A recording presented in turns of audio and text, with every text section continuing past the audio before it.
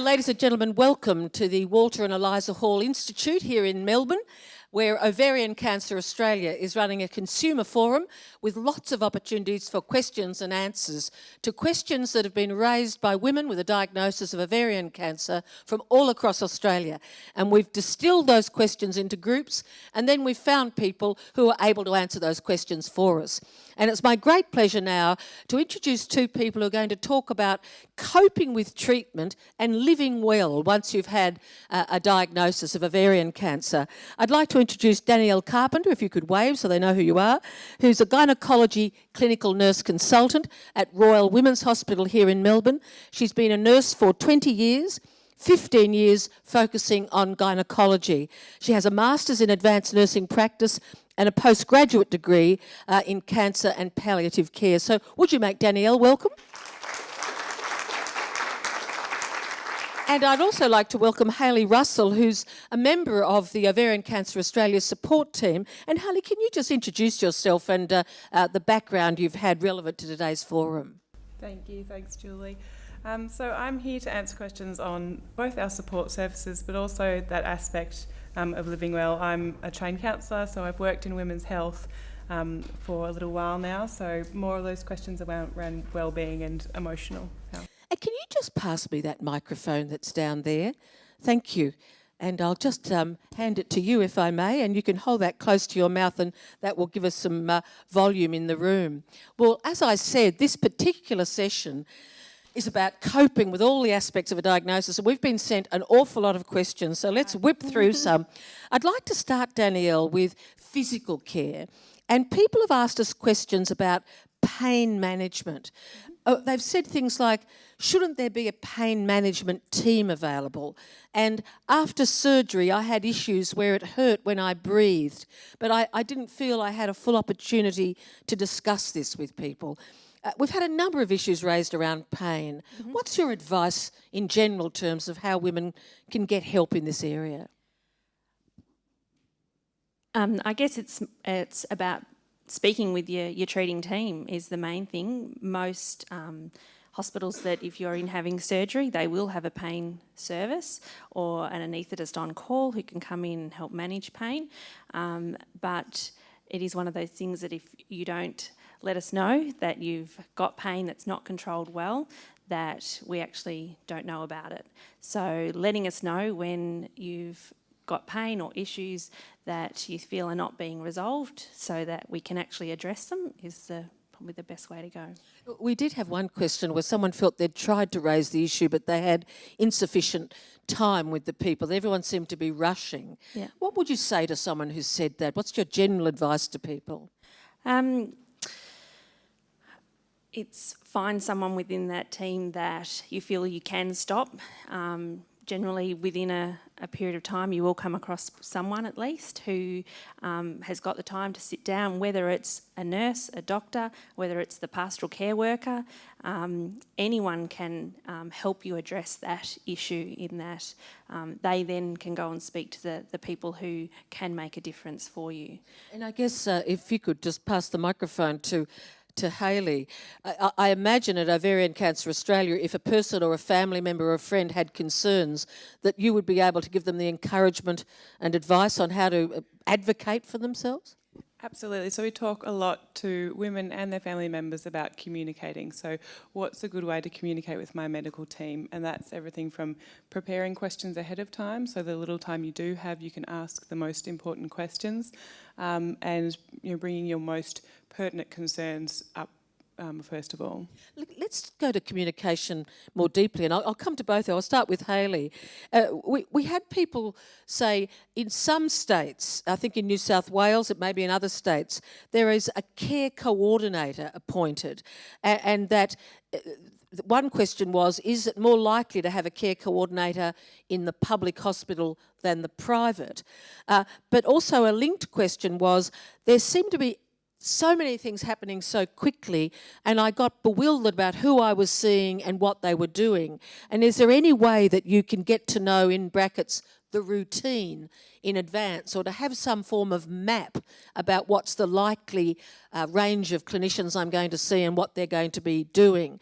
So I guess the two questions are your thoughts on care coordination and also, I guess, the map of the so-called patient journey. How can people get to know that? So while I'm called a nurse consultant, part of my role is coordination of care. So to the question about public and private, it is more likely that you will find a care coordinator or a nurse consultant within the public system. But I do know of some private hospitals that do have them as well, and they are national. It's not just states, so definitely New South Wales, Queensland, Western Australia, South Australia, Tassie, they all have someone. The way to probably find that person is to ask and say, you know, is there a person who can help me make my way through this? For me, doing this sort of a role, I meet most of the women in a clinic situation and then follow up with them.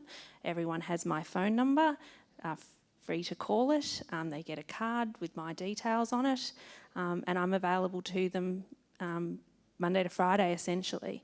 And most coordinators, consultants I know do work like that, and may have a specialty within their role. So it may be that they're a radiation coordinator, they may be a surgical coordinator or a chemo coordinator, but most of us can help you navigate the system. So tell us about the idea of a map. Are there any materials produced in any areas of treatment or cancer types where you get a map of what's likely to happen, or is it just so individual it's hard to say? It is fairly individual. I don't know of an actual map. I mean, a lot of the books from the Cancer Council will say these are the potentials that might happen, but then it is then very individualised. So getting that key contact who you can call to say, look, I thought this was going to happen and it didn't. Why did that, what should I be expecting, is really important. And we're here to be utilised, and call us. I'm going to go on to another topic. Is there a comment you'd like to make on that one? I would just say, when Danielle mentioned things from the Cancer Council, the optimal care pathway is one of the things which goes through, I guess, and a typical or ideal list of things you might expect when you're having treatment for ovarian cancer, and then obviously all the individual things that we all know come up as well. And it sounds like we need to do some advocacy for care coordination in the private sector. Given we have both major parties advocate taking private health insurance if you can afford it, to take a burden off the public system. That's the way it's promoted by the politicians. I think we can legitimately ask for care coordination within the private sector, and perhaps that's something we can talk about when we get the chance to do so. So a few quick things. Constipation. I need constructive advice in advance. I've had cancer, as I've mentioned earlier, a different kind of cancer, but other than I had some aspects of treatment that were hard, but I can honestly say constipation was one of the hardest things, and it's so embarrassing to talk about. It is one of the difficult ones. So what causes it and what can we do? Some of it is related to surgery. So you've had an operation, you're not eating and drinking the same way that you were, you've had medications for pain, which generally can cause constipation, or if you're having chemotherapy, the medications that we give you as the workup can cause constipation. Some chemotherapies some actually may give you diarrhoea. So it's one of those things that is a bit of a juggle for everyone individually. It is an important thing that should be talked about with you. And if you run into troubles, let someone know sooner rather than later. Don't you need a mature, empathic, experienced nurse? I think it helps if they're empathetic, but doesn't need to be a mature nurse. By that I simply mean experienced, I suppose. Certainly experience counts when you're having a discussion with someone about the potentials that might come up. But, if we're covering all of the domains of someone's health, then we should be discussing that. Another issue that came up from a number of people nationally was the issue of blood clots as a risk factor in treatment. One woman talked about pulmonary embolism, which I think is blood clots in the lungs, others in the legs. What causes them, and what should you do? What are the signs and symptoms to watch out for and ask for help? Okay, so blood clots are a blockage of the blood, and that can cause you to have swelling in your legs if it happens in your legs. So if you ever notice that you've got swelling in particularly one leg and it feels hot to touch, it's painful, you should let someone know immediately. If you get a blood clot in your lung, the symptoms are generally shortness of breath, some pain on inspiration, so breathing in, and once again, letting someone know immediately, either your GP or your treating team. It's very important. It's caused by a variety of things, so surgery can, chemotherapy can, and just having a cancer increases your risk of getting a clot, and particularly if you've got a pelvic cancer. Okay, so it is an issue of some significance. And just quickly, the sort of treatments you're likely to get? So post-surgery, we give preventative medications, so an anticoagulant for certainly the Women's Hospital, we treat for 20 days post someone's surgery. If you do get a clot down the track, then you're facing a couple of months of anticoagulant treatment, either through an injection if you're on chemotherapy, and if you finished your chemotherapy, generally something like warfarin, which is another oral anticoagulant. Look, I'd like to turn now, in the time we have left in this interview, at the Walter and Eliza Hall Institute at an Ovarian Cancer Australia forum for consumers and their families, and we're asking questions that have been sent in from around the country. I want to talk to the emotional and psychological. Can we go to sexuality? Can I come to you first, Hayley? Do you get many calls from people to ask about the impact on their sexual life of a diagnosis and all the treatment rigours of ovarian cancer? I wouldn't say we get direct calls, but I'd say that we talk about it ultimately during conversations. So I guess what that comes to is what we want everyone to remember is that this is, cancer is part of your life, but obviously there is a whole lot of other stuff going on with you as a partner, as a mother, as a whole person, and we want you to get back to the things in your life that bring you joy and comfort, and intimacy and sexuality might be part of that. So it's all about what you're comfortable with, talking with your partner about what you're comfortable with, given any restrictions with side effects from your treatment, and just being really honest and open with your communication. And again, talking about services from Cancer Council Victoria, if you feel that you'd like to speak to them, they have a great intimacy counselling phone line service, which is really good as well. Would you like to add anything on that? I guess it's just, once again, it comes back down to communication. Take those opportunities if you have questions.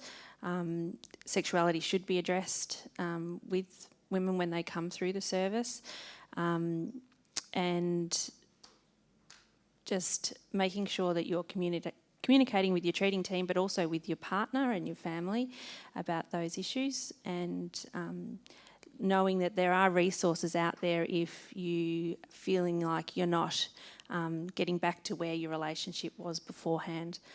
There are certainly counsellors through the Cancer Council. There is a sexual counselling clinic through the Women's Hospital. So there are lots of resources that you can access if you felt that you needed additional help. We've only got time to do one more issue in our film this morning. So can I come to the question of the things that people say? When they hear that you've got ovarian cancer, and sometimes people can say clunky and difficult things, or people can get very upset in front of you and don't appear to have the emotional insight to realise that may not be helpful. So any tips to people on how to deal with the odd things people say? Yeah. I mean, I don't think it's just ovarian cancer that people find difficult. It's cancer. I think I've learnt over the years is that people find out who their people are when they get a cancer diagnosis. People that they thought would be there to support them are occasionally not, and the ones that had maybe been in the peripheries of their life are the ones that step in and really know how to address it. And it can be really difficult. Being honest with people is probably the best way if they say something that is upsetting or you think is potentially distressing, that you would turn around and say, look, I didn't appreciate that comment. I don't think that really helped in the situation that I'm in at the moment. And